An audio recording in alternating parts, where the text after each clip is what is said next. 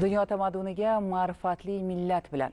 Respublika Ma'naviyat va ma'rifat markazi hamda din ishlari bo'yicha qo'mita tomonidan ma'rifat ulashib loyihasi doirasida ayni mavzuda o'quv seminari o'tkazildi.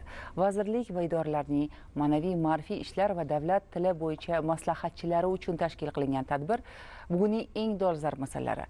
Faoliyatga zamonaviy yondashuv, zamonaviy bilim, ko'nikma va malakani muntazam oshirib borishga qaratilgani bilan ahamiyatli bo'ldi. Qay bir tashkilotda ma'naviy muhit barqaror, faoliyat esa ma'rifatga, qadriyatlarga asoslangan bo'lsa, o'sha yerda ish samaradorligi yuqori, natijalar kutilgandek bo'ladi. Albatta, bunda har bir vazirlik va tashkilotdagi ma'naviy ma'rifiy ishlarga mas'ullarning roli katta. Shu bois ham ularning bilim, malaka, ish ko'nikmalarini muntazam oshirib borish har jihatdan muhim.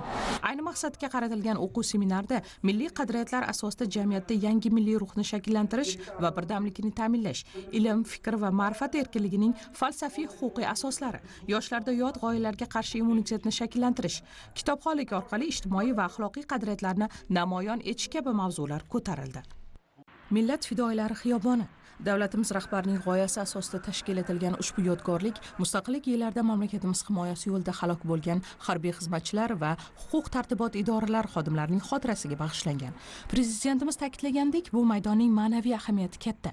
Bu qahramonliklarni hech qachon unutmasligimiz, yoshlarga yetkazishimiz kerak. Ayniqsa hozirgi tahlikali zamonda buning ahamiyati nihoyatda katta. Seminar ishtirokchilari mazkur xiyobonda bo'lib, yodgorlik majmuasi bilan yaqindan tanishdilar.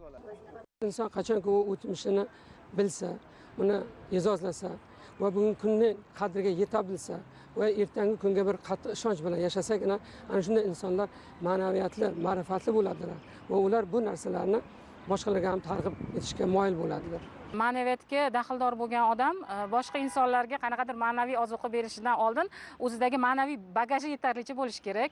Ma'naviy bilimlari, o'sha zamon bilan hamnafasligi, kezi kelganda aniq raqamlarni bilish kerakligi va eng muhimi vatanparvarlik ruhidagi motivatsion fikrlari o'zida ozuqasi yetarli bo'lsa, boshqa bir insonga ham shunga yarasha yo'nalish bera oladi. Har birimiz o'z idoralarimizga ertaga borgandan keyin albatta o'zimizning xodimlarimiz uchun ziyoratni tashkillashtirishimiz kerak. Ularga shu qahramonlarimizni qilgan jasoratlari haqida tanishtirishimiz kerak, bildirishimiz kerak. Vatanparvarlik tuyg'usini oshirishimiz kerak. Vazirlik va idoralardagi ma'naviy ma'rifiy sohaga mas'ullar seminar davomida olganlari, o'zlashtirganlarini o'z faoliyatida qo'llaydi.